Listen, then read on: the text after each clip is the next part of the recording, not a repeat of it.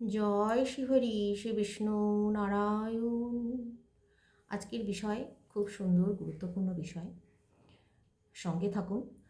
দেখুন, আমাদের আমাদের জীবনে মহিলাদের ভূমিকা, তাদের গৃহে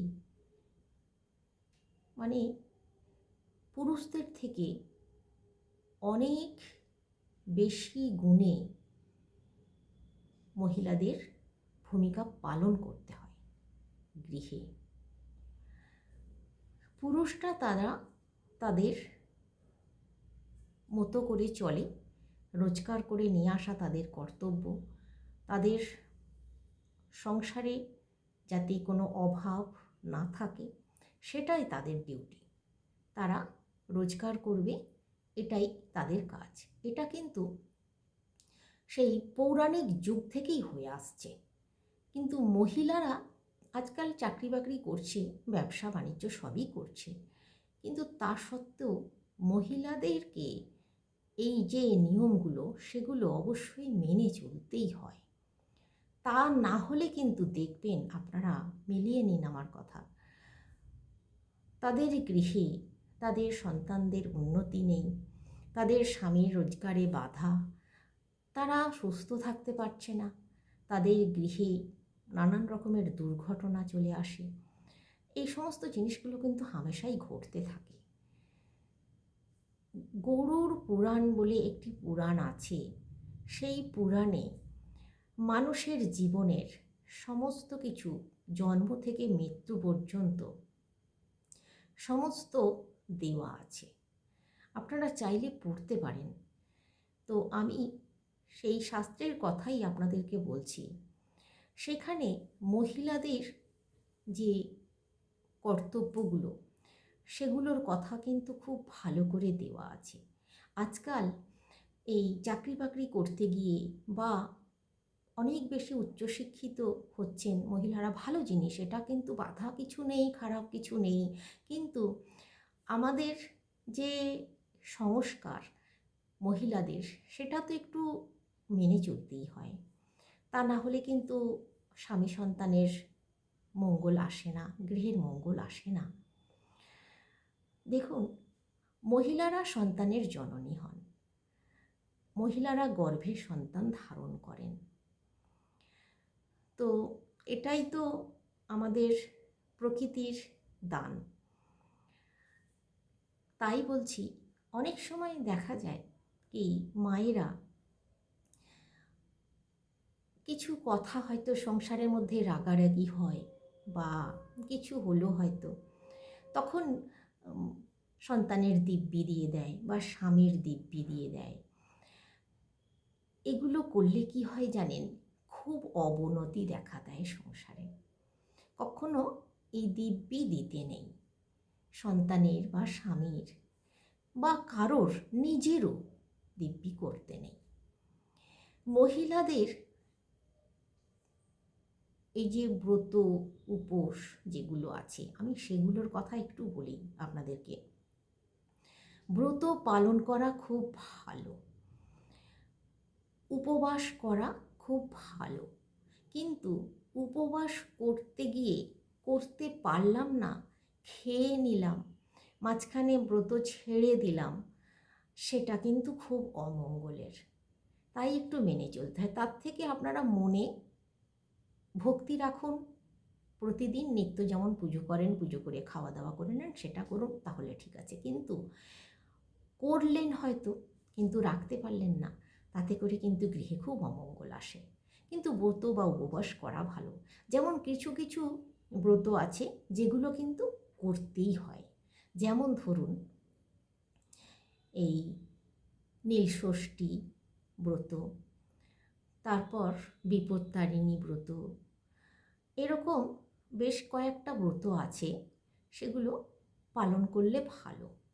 প্রতি পূর্ণিমায় আপনাদেরকে বিশেষ করে বলি, প্রতি পূর্ণিমায় যদি আপনারা ব্রত পালন করতে পারেন, মানে আমি না খেয়ে থাকার কথা বলছি না, আপনারা অন্ন, ভাত, মুড়ি এগুলো খাবেন না, না খেয়ে যদি আপনারা উপবাস করতে পারেন, তাহলে আপনাদের শরীরের পক্ষেও ভালো আর গৃহেও মঙ্গল আসে।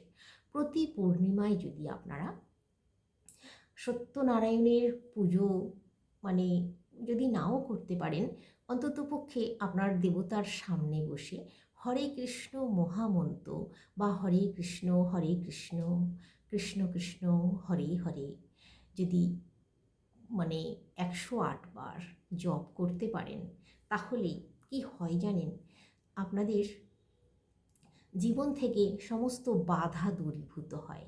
ভগবান শ্রীকৃষ্ণ মহাপ্রভু, এই মহাপ্রভুর যেই মহামন্ত্র যদি কোনো ব্যক্তি তার মৃত্যুকালেও হরে কৃষ্ণ জপ করে মৃত্যুবরণ করে, তিনিও বৈকুণ্ঠ ধামে যান। তাকে আর পুনর্জন্ম নিতে হয় না। তিনি সরাসরি, এটা ছেলে মেয়ে যে কারোর ক্ষেত্রে বলছি, পুরুষ মহিলা যে কারোর ক্ষেত্রে বলছি, তাকে সম্পূর্ণ বৈকুণ্ঠ ধামে নিয়ে যাওয়া হয়। ভগবান শ্রীকৃষ্ণ নারায়ণ বৈকুণ্ঠ ধামে নিয়ে যান, আর আত্মার সঙ্গে পরমাত্মার মিলন ঘটে যায়। তাই জন্য তাকে আর জন্ম নিতে হয় না, অন্য কোনো জন্মই নিতে হয় না। পশু পাখি মানুষ কোনো জন্মই নিতে হয় না। তিনি সম্পূর্ণ ভগবানের, ঈশ্বরের কাছেই থাকতে পারেন, বসবাস করতে পারেন। এই পূর্ণিমা তিথিতে যদি এই হরে কৃষ্ণ মহামন্ত্র জপ করতে পারেন, তাহলে কিন্তু জীবন থেকে সমস্ত কালিমা দূরে চলে যাবে, অর্থ কষ্ট দূরে চলে যাবে। আমি আমার বাবাদের উদ্দেশ্যও বলছি, ছেলেদের উদ্দেশ্যও বলছি, দাদা ভাইদের উদ্দেশ্যও বলছি, তারাও পূর্ণিমার দিন হরে কৃষ্ণ মহামন্ত্র জপ করুন। আর হে কৃষ্ণ করুণা সিন্ধু দীনবন্ধু জগৎপথে গোপেশ গোপিকাকান্ত রাধাকান্ত নমঃস্তুতে, ভগবান শ্রীকৃষ্ণকে প্রণাম করুন এই মন্ত্র বলে 3 বার বলবেন শুধু। তারপরে যে কাজে যাচ্ছেন যাবেন। অবশ্যই প্রতি পূর্ণিমায় যদি এই কাজটা করতে পারেন, তাহলে দেখবেন আপনাদের জীবন থেকে অকাল মৃত্যু, জরা ব্যাধি, দুঃখ বেদনা সব দূরীভূত হয়ে যাবে ভগবান নারায়ণের কৃপায়। তো দেখুন, এই আমাদের পরিবারে, আমাদের সংসারে অনেক সময় স্বামী স্ত্রীর এঁঠো খেয়ে নেয়, স্বামী স্ত্রী এঁঠো দেওয়া দেই করে, এক পাতে খেয়ে নেয়। তো এই ক্ষেত্রে দেখুন, আমি এইটা বলছি আপনাদেরকে, এটা আমার কথা নয়, শাস্ত্রের কথা বলছি। স্বামী স্ত্রীর এঁঠো খেলে স্বামীর পরমায়ু ক্ষয় হয়। এমনকি শাস্ত্রে এটাও বলা আছে, কখনো কারোর এঁঠোই কাউকে খেতে নেই। দেখুন, স্বামী যদি স্ত্রীর এঁঠো ভক্ষণ করে, সেক্ষেত্রে স্বামীর আয়ু ক্ষয় হয়, তার সঙ্গে স্বামীর আয় উন্নতিও বাধা পায়, তারপর আর্থিকভাবে ভীষণ ক্ষতিগ্রস্ত হয়। শাস্ত্রে এটাও বলা আছে যে কোনো পিতা তার পুত্র বা কন্যার এঁঠো খাবে না, উচ্ছিষ্ট খাবার খাবে না। শাস্ত্রে এটাও বলা আছে যে যখন হাঁড়িতে ভাত রান্না হয়, প্রথম যে রান্না করা খাবার, সেই প্রথম খাবার গৃহস্বামী, যিনি গৃহের কর্তা, আয় কর্তা, গৃহকে চালনা করছেন, গৃহকে সুখে রাখছেন, তাকে আগে সেই খাবার দিতে হয়। প্রথম খাবারটা তাকে দিতে হয়। এক্ষেত্রে আপনাদেরকে বলি, হয়তো আপনারা বলবেন যে দূরে বাইরে কাজ করে, হয়তো অনেক বাড়ি ফিরতে দেরি হবে, দূরে বাইরে কাজ করছে, সেক্ষেত্রে কি করব? আমরা এখানে আছি, তিনি হয়তো বাইরে আছেন। দেখুন, সেক্ষেত্রে কিছু করার নেই, কিন্তু প্রথমের যে খাবারটা আপনার সন্তানদের দেবেন, তারপরে আপনি খাবার বেড়ে নিয়ে খাবেন। কিন্তু প্রথমেই হাঁড়ির ভাত কখনো নিজে নিয়ে খেয়ে নেবেন না। এতে করে কি হয়, সংসারে তো অমঙ্গল আসেই, আপনার শরীরেও ব্যাধি আসবে। দেখবেন, আমার কথা মিলিয়ে নেবেন। আপনিও কিন্তু সমাজে বা যেখানে চাকরি করছেন সেখানেও ঠিক যথার্থ সম্মান পাবেন না। মা লক্ষ্মীর কৃপা আশীর্বাদ, নারায়ণের কৃপা আশীর্বাদ থেকে বঞ্চিত থাকবেন। দেখুন, ভক্তি শ্রদ্ধা প্রত্যেক রমণীর কর্তব্য, তাই রমণীকে এগুলো মেনে চলতেই হবে। তারপর যদি আপনাদের গৃহে আপনার স্বামী একটু দেরি হয় বাড়ি ফিরতে, আপনি খাবেন, কিন্তু প্রথমের একটু ভাত তুলে রেখে দিন, একটা ছোট বাটিতে একটু তুলে রাখুন, তারপর ওই হাঁড়ির ভাত আপনি খাবেন। তারপর আপনি খাবার বেড়ে বা স্বামীর জন্য ভালো করে চাপা দিয়ে ব্যবস্থা করে রেখে আপনি খেতে পারেন, তাতে কোনো অসুবিধা নেই। অনেক সময় চাকরি বাকরি করার ক্ষেত্রে স্বামীর আগে স্ত্রীকে হয়তো খেয়ে বেরিয়ে যেতে হয় বা হচ্ছেও, সেই ক্ষেত্রে কিছু করার থাকে না। কিন্তু যদিও বেরিয়ে যেতে হয়, প্রথমে যে হাঁড়ির ভাতটা, সেটা একটু ওই যে বললাম প্রথমে একটু বাটিতে করে তুলে চাপা দিয়ে রেখে দিন। যখন স্বামী ওই ভাতটা খাবে বা সন্তানেরা খাবে, তখন ওই চাপা দেওয়া ভাতটা তাদের ভাতের সঙ্গে মিশিয়ে নেবে। এটা করুন, খুব মঙ্গল আসবে। আপনিও মাথা উঁচু করে বাঁচবেন, শ্রদ্ধা সম্মানের সঙ্গে এটা করুন, দেখবেন আর কখনো ভুলেও কেউ কারোরই এঁঠো খাবার না খাওয়াই ভালো। তারপর কেউ কারোর গ্লাসেও জল খেলে সেটাও এঁঠো খাওয়া হয়ে যায়। শাস্ত্রে এমনও কি বলা আছে যে কুকুর বিড়ালকেও এঁঠো খাবার, বচ্ছিষ্ট খাবার, চেবানো খাবার দিতে নেই। দিলে ভালো খাবার দিন। মানে হয়তো আপনি খেতে বসেছেন, সেইখানে আপনার খাবার পড়ে রইল, খেতে খেতে মাখানো চটকানো জিনিস, সেটা কুকুর বিড়ালকে দিলেন, এটাও কিন্তু পাপের ভীষণ অপরাধ হয়ে যায়। তাই কুকুর বিড়ালকেও এঁঠো খাবার দেবেন না। অনেক সময় দেখা যায় খাবারে যদি চুল পড়ে যায়, তাহলে সেই খাবার চুলটা ফেলে দিয়ে, বিশেষ করে দেখবেন গৃহের ছেলেরা এগুলো করে তাদেরকে এটা করতে দেবেন না। হয়তো খাবার দিয়েছেন, খাবারে চুল পেয়ে গেল, চুলটা ফেলে দিয়ে সেই খাবারটা আবার খেতে শুরু করলো। এতে করে কি হয় জানেন? দুর্ঘটনার শিকার হতে হয়, আয়ু ক্ষয় হয়।